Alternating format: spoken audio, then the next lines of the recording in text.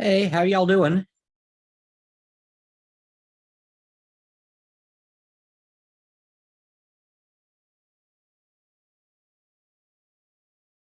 I looked the other day and we've already completed over 60% of the term, which, I'm cool with. But I'll just give you guys a sense of perspective that may be helpful for some of you, but some of you may like resent it, whatever.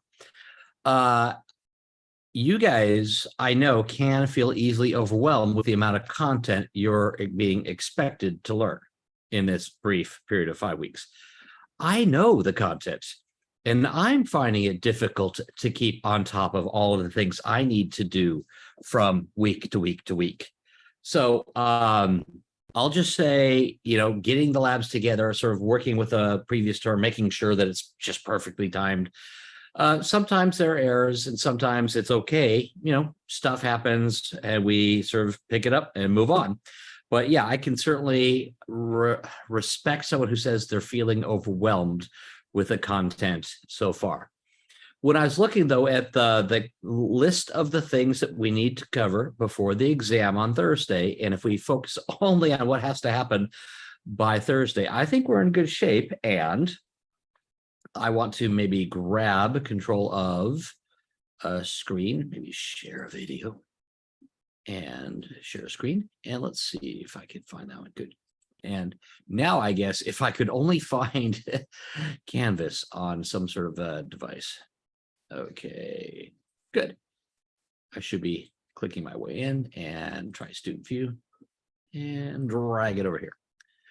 Okay, so if I was looking at the syllabus for the term, and let's just click that. Yeah, there's this test coming up on, let's nominally Friday. It'll be one of those turn it in by Friday things. It will cover material in chapter 4, no problem. Y'all remember multiplexes, a design of experiments, orthogonality, balance, yeah. Chapter 6, categorical and quantitative X's, and then we sort of did a little bit of that, and we're going to sort of talk about interactions today, and then checking residuals 1 and 2. And there's one thing that could either go right before the exam or right afterwards, and because it's a topic that could fit either place, but it needs to be done before we hit chapters 10, 11. We'll probably get that also before the exam. So it's a good place to be. So that's my sort of way of thinking about stuff before the exam. Basically, think through chapter 8, 9 seems like it's likely to be on the exam. And if you're thinking chapter 8, 9, one day, 2 full chapters, what the heck? Well, you've already done it. Chapters 8 and 9 repeatedly. Do y'all remember like checking Shapiro-Wilk or checking for equality of spread? Yeah, that's chapters 8 and 9. And then chapter 8 and 9, you will also find something like what we've done where we use the graph builder and conditional, condition or on this other categorical variable. We've already started doing the things that essentially our book has 2 full chapters for. We've done so much of it. I think you're going to be comfortable with that content as well. Okay, so that's administratively some stuff I wanted to mention. Y'all tell me if you got any administrative or other issues you'd like to talk about.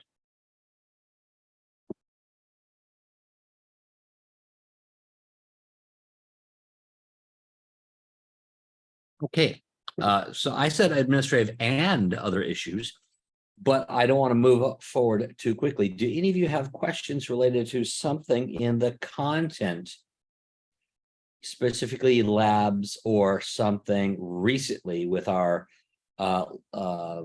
exploration of interactions? We haven't finished interactions, but we've done a little exploration, and we're going to do a little bit more today.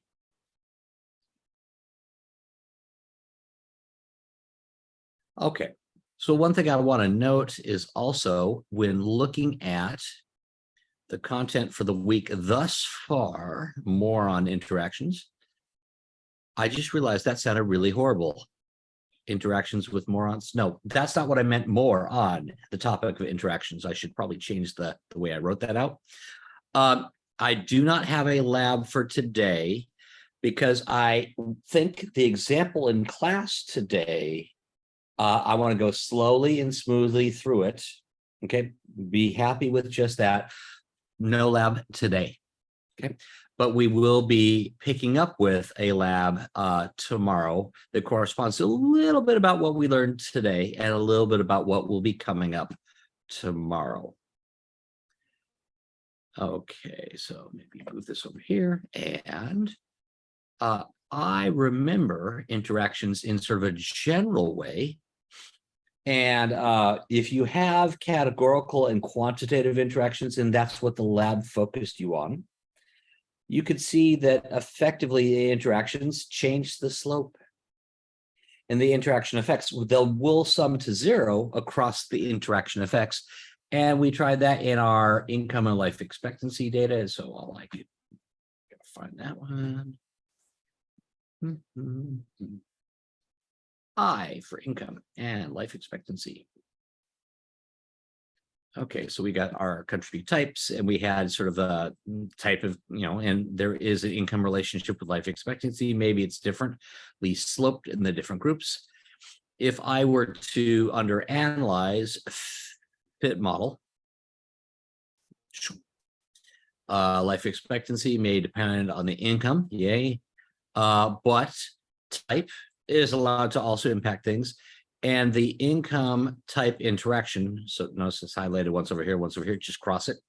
The income type interaction as well, we're going to include in our analysis. That income type interaction is what allows for the slopes to differ across the two groups. Let's look carefully at those effects, and I'm going to do it in two ways. One of them is with the expanded parameter estimates. I mean, I'm good with the parameter estimates. I'm fine. I remember that, type industrial plus type OPEC effect should sum to zero. So I know the OPEC type effect is negative 8.6, right? But if I were to show you the expanded estimates, we have the type OPEC and type industrialized, and you can see that indeed they are opposites of each other. They sum to zero. Similarly, when we had type industrialized, the impact on the slope, literally we changed the slope. That was a negative 0007. A positive 0007 is for the other type of country. The OPEC group is 0007 steeper. The industrialized countries are a 0007 shallower slope overall. We did the math last time, but to be honest, I didn't really emphasize the sum that the interaction effects, the sum of them must also equal zero. So you can see it in the expanded estimates. You can also see it in our underestimates, the prediction expression. Some of you have come to know and love your prediction expression because it sort of tells you everything you need. There's the intercept, and that's the intercept that corresponds to the trend line, where I don't really tell you which group you're from. Like if I didn't tell you whether it's a country that's industrialized or OPEC, and you thought each of those two types of countries was equally likely, your basic trend line is intercept at 58.4, and the slope is the slope for income. Yeah, it's the average slope across both groups. Averaging across both groups, what is the slope? Industrialized raises the intercept, petroleum lowers the intercept. Industrialized makes the slope shallower, petroleum makes the slope steeper by just a hair. If one of the slopes is shallower, the other one's got to be steeper. They sum to zero, those two effects. Now let's just mention one last thing about the minus 2765. That's the effect of centering. If I were to rerun our analysis, let's redo it, boom, and over there. If I were to say, I don't want these polynomials centered, I'd just click there to deselect the centered polynomial option. Hit recall. Okay, then. Okay, now I've got my model back run. And same stuff is here. I mean, the same graph upstairs. And let's verify that that's exactly the same. On a screen that's smaller than infinitely wide, I will always get frustrated because like software wants to do things that I don't love it. Okay, so notice that the graphs look identical. They are identical models that we fit. We can see whether centering here on the left or not. R squared is the same. Root mean square error is the same. The F ratio for the overall model is the same. Your parameter estimates are where things look a little bit different, perhaps. We can spot as our, excuse me, under parameter estimates here, whether we go with, excuse me, the expanded or the regular ones. Notice that it's income minus 2765. Yeah. Well, if I have the income here, rather than income minus 2765, excuse me, I apologize. The algebra is a little bit easier to figure out if you don't center. Things correspond to our textbook quite nicely if you don't center. If you do center, the effects test may be closer to what you would want them to be. I shouldn't say it that way, but I'm not going to go with the effects test. I'm going to go with our parameter estimates are going to be a little bit different. And you're spotting here, the intercept is the same in both cases. Yeah. The income slope is the same in both cases. The interaction term, again, the same in both cases. So why is the non-centered effect here being 10.4, whereas formerly it was 8.6? Industrialized here, we say that line is, the red line here is 10.5 higher than the average line. We used to say it's only 8.6 higher than the average line. What's going on? It's because over here off to the left, we centered. If we take a trend line and right at the average value of X, we say we're having our fulcrum there. We can make it a little bit steeper, a little bit shallower by the exact same amount.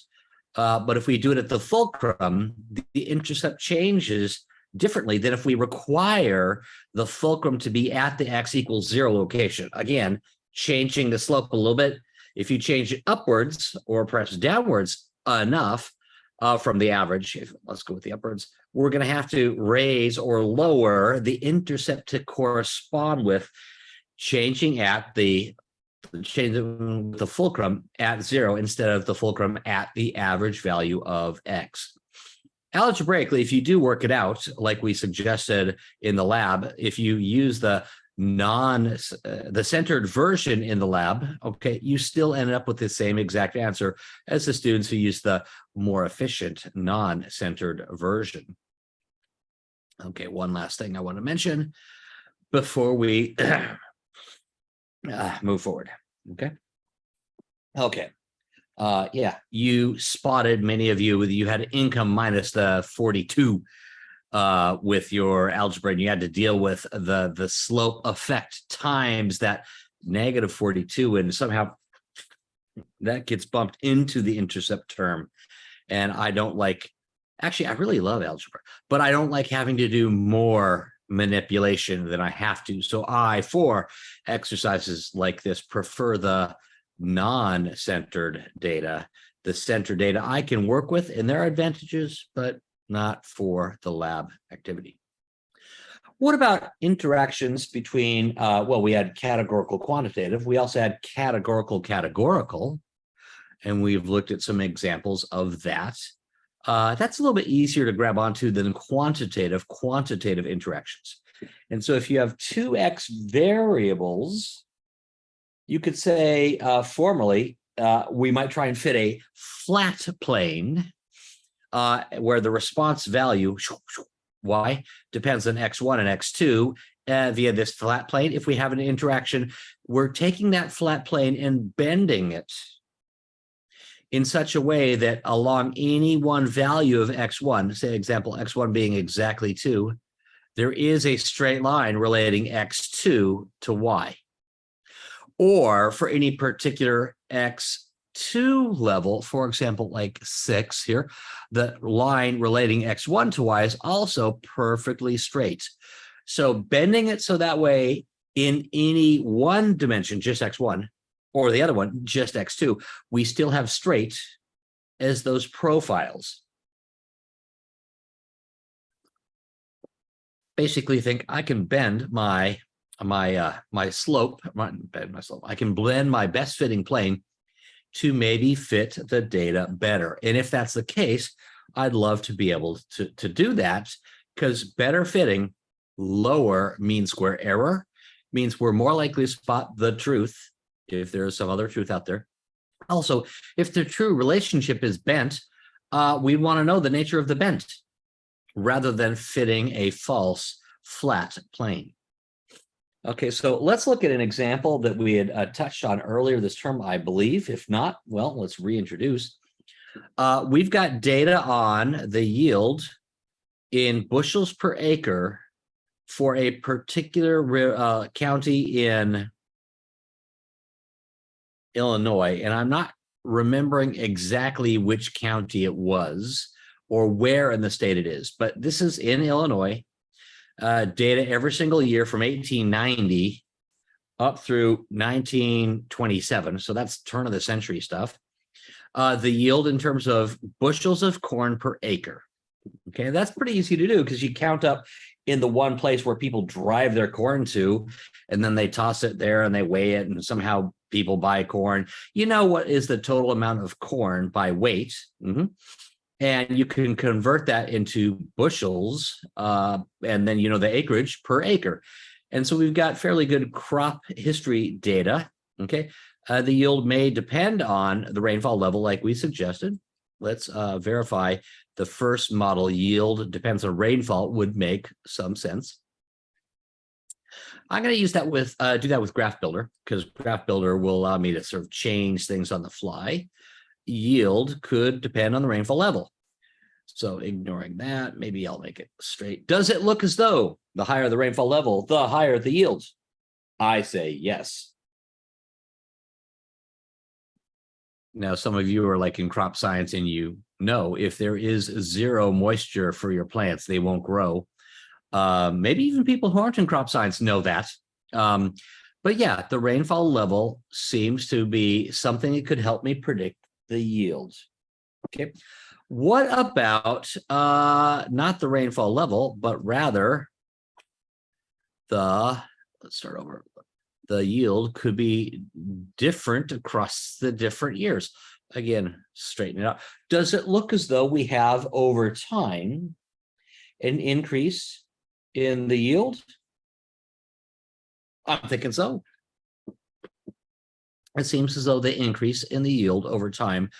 Why is that there? Well, people who are crops history major there should be a major in crop science history. But yeah, people who are in that area, they're going to tell you, oh yeah, irrigation, fertilizer. People shifted over to tractors from using an ox to plow a field. All right. So you can imagine as time goes by, the yields would increase, and that's technology or something like that. Okay. But like we talked about with our poets on our legs examples earlier, maybe the rainfall levels are systematically higher in the later years than in the earlier years. Let's actually see if that's the case. I'm going to start over and see if across the years, the rainfall levels tend to be higher in the later years than earlier on. And I'm not seeing a trend here. It looks as though the rainfall levels are just as likely to be low early as in the middle as at the end of the data set. I don't see a trend relating year and rainfall at all. So I can believe that yield depends on the rainfall. Okay, we saw that graph first. Maybe the yield depends on the rainfall and the year. Well, that seems like a reasonable model to fit. We could go back a couple sections and fit that model here. Yield depends on the rainfall level. That's probably first, and then year second. And when I say first, it just doesn't matter the order you put them in. I think rainfall level probably matters more than year. And so for me, I'd put in rainfall first. Do you have to? No, I don't care.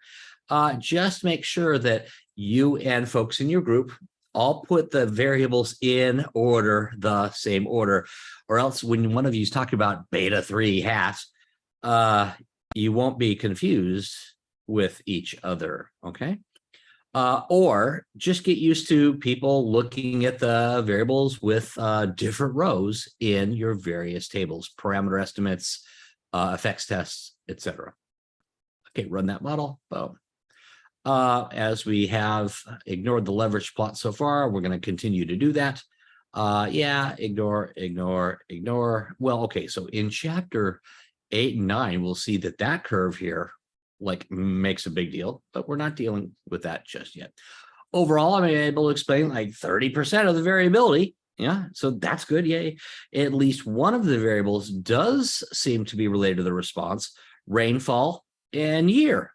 Separately, they're both doing a good job explaining, controlling for the rainfall level, year seems to play a role. And controlling for the year, the rainfall level seems to play a role. I'd say both of them matter, and our adjusted sums of squares effects tests have the exact same p-value as slope tests do. Okay, just a quick bit of information. If you're wondering, how come this p-value and this one are the exact same, and this one and that guy exact same? It's because 1 degree of freedom hypothesis tests in the effects tests always produce the same result as a t ratio for that one parameter, whether it's a slope or an intercept. So you could use either table and be fine. I want to save those residuals though. Save column, save the residuals. Okay, I got my extra residuals column saved. And these are the things that I was not able to explain. Again, residuals, the residual variability, the variability in the yields that could not be explained by the model I fit with a flat plane. I'm going to show you a graph of that. And with Graph Builder, the residuals, what we could not explain, and I'm going to plot that across the years. I don't really see a trend upwards or downwards. It seems pretty flat. What if I, however, show you the different rainfall levels here, and I'm going to show them as a bit of an overlay. Now it's really hard to see, but like this one color is like low rainfall level, then low to medium, medium, high, and then very high. If I turn on the trend line for each group, and again, that's sort of hard to work with. If I look now, are you thinking possibly the relationship between year and yield is different for some rainfall levels than for others? I'm seeing differences in the slope, yeah? The effect of year seems to differ across the rainfall levels. I'm going to try that a little bit differently. Let's put rainfall level along the x-axis, and we'll put the residual for yield along the y. Again, I like that smoothing out thing. What if I go with different years as my overlays?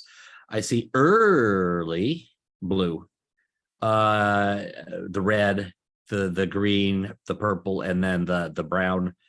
It looks as though the slope is steepest positive in the early years. In the next group of years, closer to the turn of the century, it's a little bit flatter. And then it's like a little on the negative side, then a little, on the negative side, but a little bit less. And then a steeply negative trend here in the later time period, the 1920s. Maybe the effect of rainfall level differs across the years. That's what the model we want to fit says. Yield It depends on the rainfall. It depends on the year. But the effective rainfall on the yield is allowed to be different across the years. There's an adjustment to the intercept across the years. Each year has its own separate intercept. Each year impacts the rainfall the rainfall effect on yield differently. Okay, so I'm going to go ahead and try this model, the model with the interaction.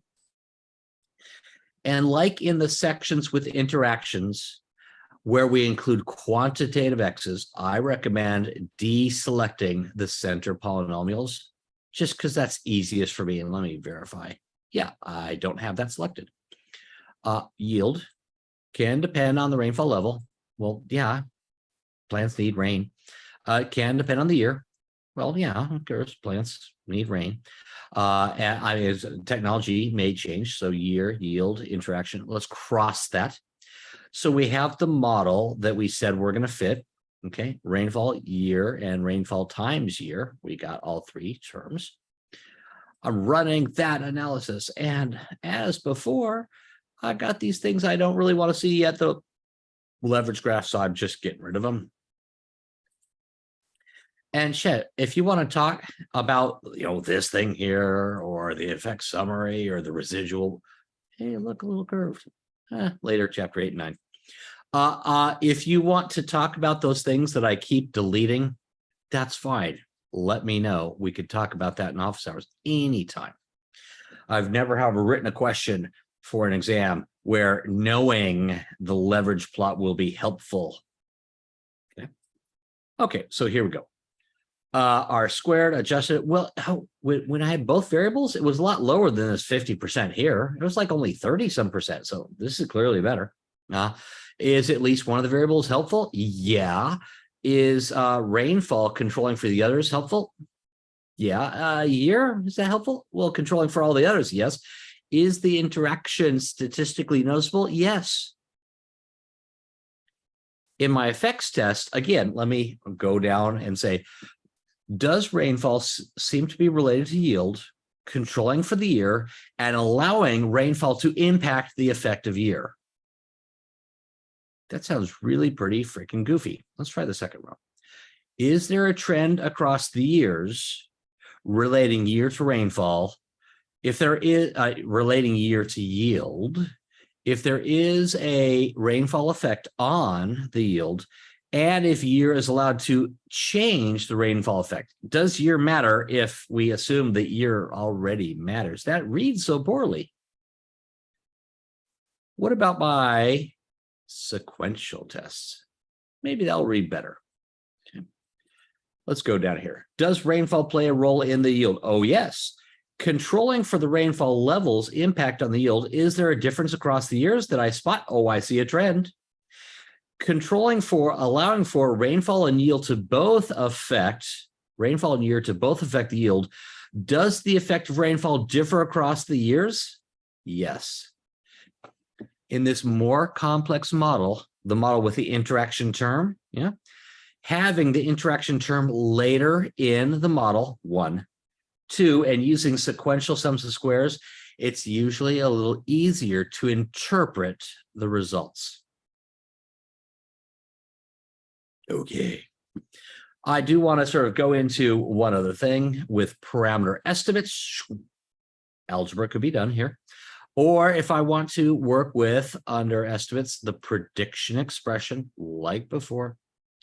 My prediction expression basically shows me the exact same thing as my parameter estimates should show me. The negative 2047.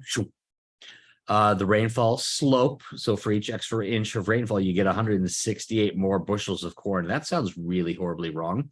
But whatever.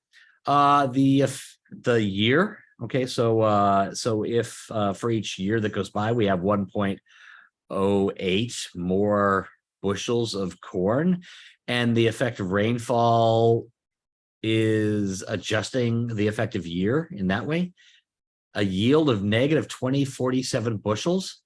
That all sounds a little frustrating. Okay, I'm going to sort of show you JMP's a profiler now And then we're going to get back and do some calculations by hand, do the actual algebra. With the profiler, though, we can, under factor profiling and the profiler option. So under factor profiling, profiler, we can see a lot of what I'd love to use. And let's make this larger by making that smaller. And doing this and dragging it over to make it large enough to read. Okay, too large. Okay.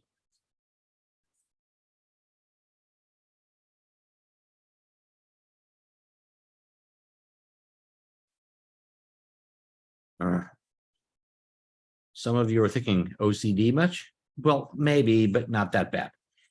I'm saying here, even though we chose to not center the polynomials, JMP for the prediction profiler says we're going to use the average value of year as our starting point.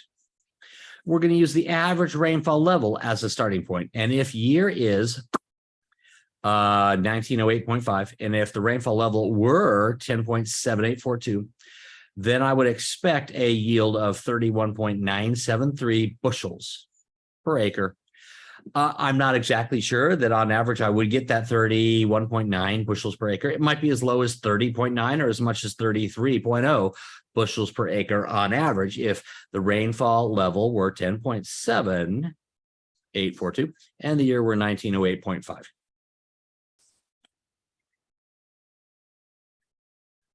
The benefit of this prediction profiler is we can ask hypothetical questions. Questions like, what if the year weren't 1908, but rather were 1900 or 1890? Notice that you could take the year and adjust the year and spot a change in the relationship between rainfall and yield.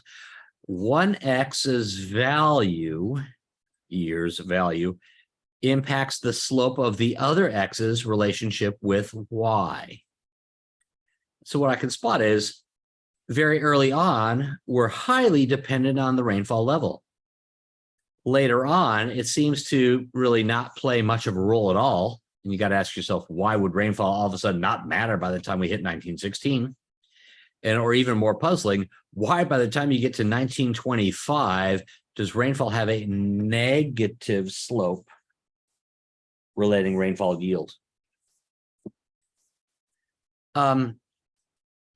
What I'm sort of wanting to spot first is look at the average height as we go up in time. You'll spot that the average height goes higher from like below 30 to above 30, or almost 35, I should say. So the average level of yield is climbing across the years. A positive slope for year. What about then the change in the slope of rainfall as we go across the years? It's easy for me to believe before irrigation that you're highly dependent as a farmer on the rainfall level. If you have 8 inches, you're going to do a rather poor job with your crop. And then 16 inches would be a whole lot better for your crop overall. If it's before irrigation, if, however, irrigation is like such that, you know, most of the farms, but not all the farms have irrigation, would the effect of rainfall be positive on the farms that don't have irrigation, but maybe negative on the farms that do? Why would that be the case? Before the Weather Channel, before we had the ability to forecast rain for the next 3 to 5 weeks, if you're in Illinois and it's been dry for the last week and your plants are looking a little thirsty, I'd be tempted to irrigate, yeah? But if it's 1900, you think, well, I'm going to irrigate because I know I need water on the plants. but you may be unaware that in just 3 days, a massive rainstorm is going to move through the area and overwater your plants. I think that perhaps the change in slope from positive to negative is by the time we hit the mid-1920s, if you think you're going to have a dry week or two, you would, of course, water. And then the rain comes through and does harm to your crop.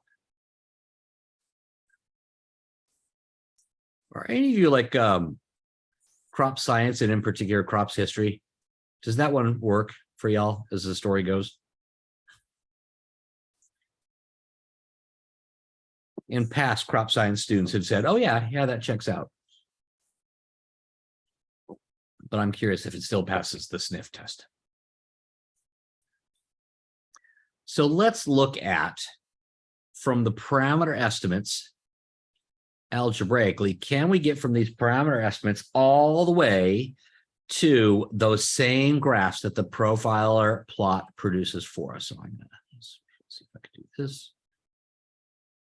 Okay, so I've got several different numbers here. Maybe I'm going to move that over so I can see just the parameter estimates themselves. And I'm going to write down the model that I've got staring at me. I'm going to say the predicted yield. So yield.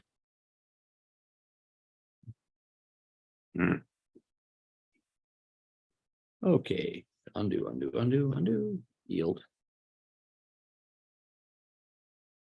My estimate of the yield for any particular set of conditions, or my prediction of the yield, is going to be this goofy negative 2047.0. Okay. Plus then 168.272 times then the rainfall level. 168.272 times the rainfall level, plus then 1.0854 times year. But I have to add in this interaction, the minus, actually I'm going to write it as plus a minus 0.0878. Times then the rainfall level, times then the year. Okay, so let's make sense of that. And we're going to use the same algebraic approach as we did the other day with the income and life expectancy.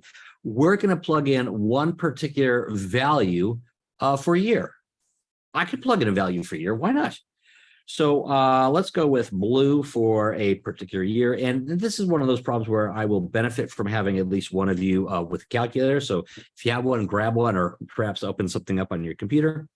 If the year were 1890, I'm going to plug in the exact same everything in black, but I'm going to emphasize with blue the 1890s. So yield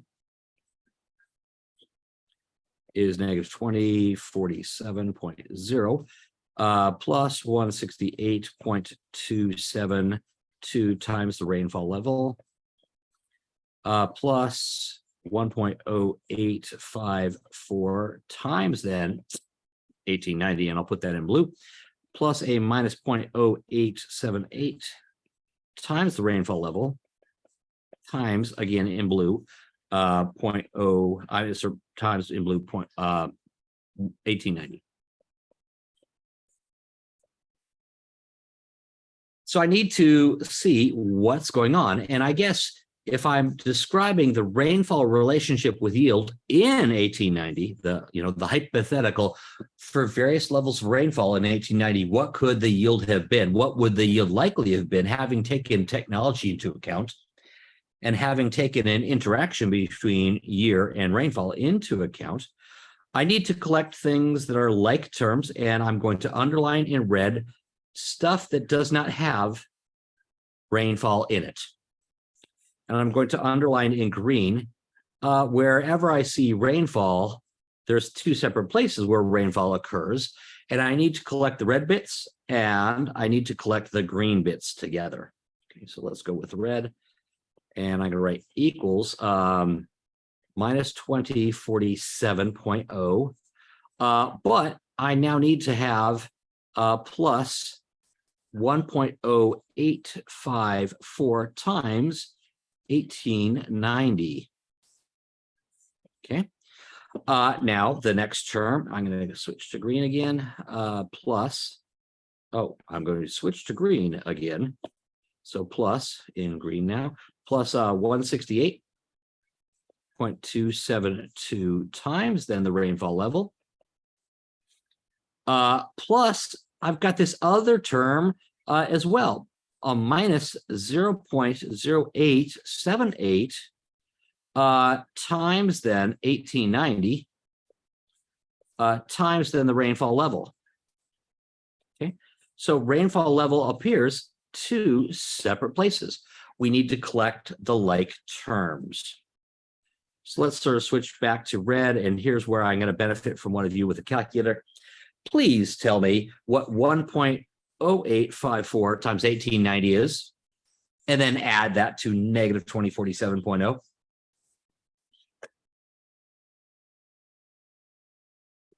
So I'm trying to do this here on my computer because I'm feeling impatient compared to, just seeing how long it takes you guys to get an answer.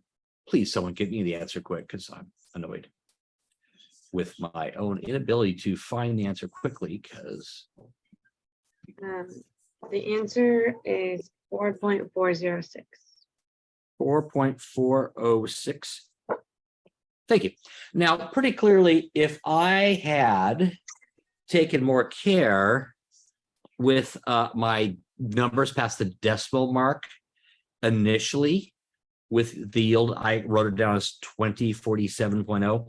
If I had a 0.013, maybe some of our later numbers would have changed a hair. I'm thinking I'm okay with this because in a conceptual way, we're saying, okay, there is an intercept for the year of 1890. Okay, what about then the slope for the year of 1890? I'm going to go with, plus something times the rainfall level. And that's 168.272 minus 0.0878 times 1890. Okay, so 0.0878 times 1890 subtracted from 168.272. What do you get? That's the slope of rainfall level, but I don't know what it is because, again, I didn't do the calculator thing. Trying to type over here right now.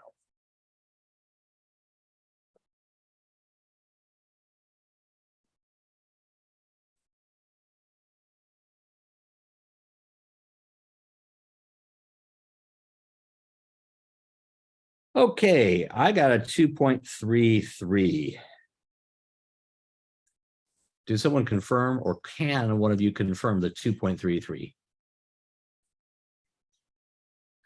Again, 168.272 minus 0.0878 times 1890. We all good?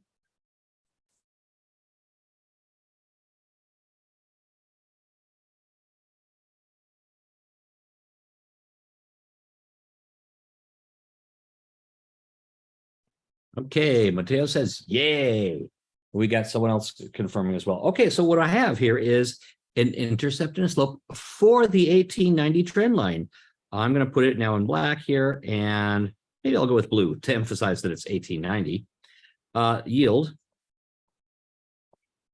in 1890 is 4.406 plus 2.33 times then the rainfall level. Now that's an exercise which took a bit of time, yeah? Yeah, way too much, not happy. I would rather use the prediction profiler that JMP gives. However, this prediction profiler, while you, let's move it over here off to the side, make sure I take a snapshot of this guy, then clear it and move our prediction profiler back. Our prediction profiler, while helpful, and we can say, what if the year were 1890 exactly? We can look at the picture shown, and I know it's pretty darn steep, but can I click down? No, I can't really get knowledge of the exact equation for rainfall's relationship with year yield in 1890. I can't get it exactly without going through that algebraic exercise. The prediction profiler allows us to say, well, what in general happens as time goes by.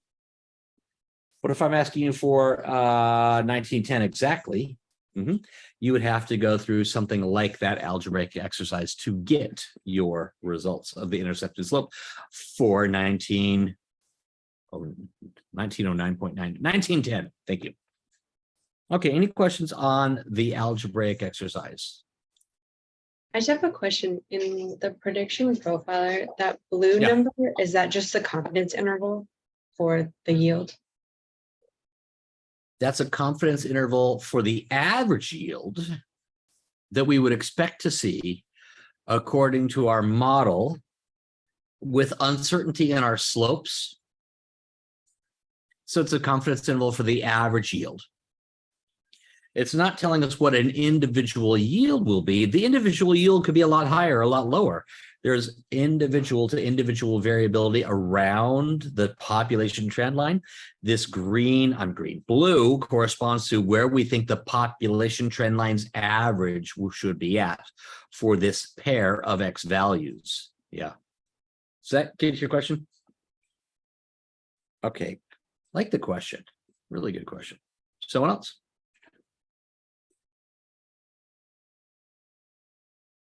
Okay, so I want to see if there's one other thing I wanted to mention today. And I don't think so. No. Yeah, sure. I'll just be really quick though.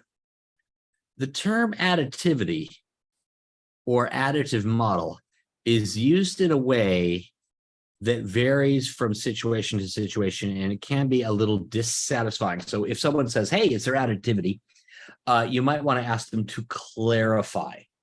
In the context of what we're doing right here, we fit a model with year and rainfall, and then we try to model with an interaction as well. And the interaction model was essentially testing additivity for us. If the interaction term was statistically significant, and this one was, you would say the additive model without the interaction is insufficient, okay?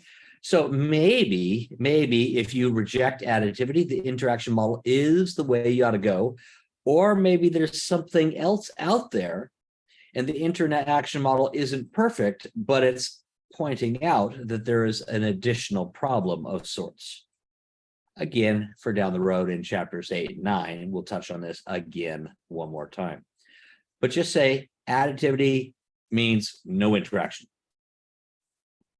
But because I have 30 seconds to go, in another context entirely, you would say that the model with the interaction is an additive model. It's in the category called general linear models, because literally there's the slope for rainfall, the slope for year, and then a slope for the product of those two columns. Those two columns create a third column, a third variable, if you will, year times rainfall.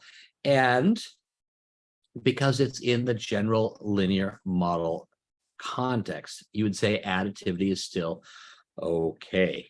Okay, that seems to be a good place to stop. Pointing you towards tomorrow. Tomorrow we'll talk about self-interactions, or if you will, quadratics, cubics, and then we'll move forward into looking at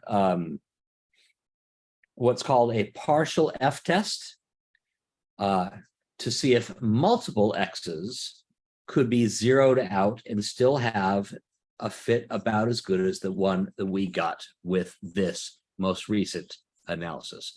So partial f-test is Could we zero out some of the betas, but not all of them? But that's for the future. So I'm going to stop sharing. And are there any questions before we call it a day?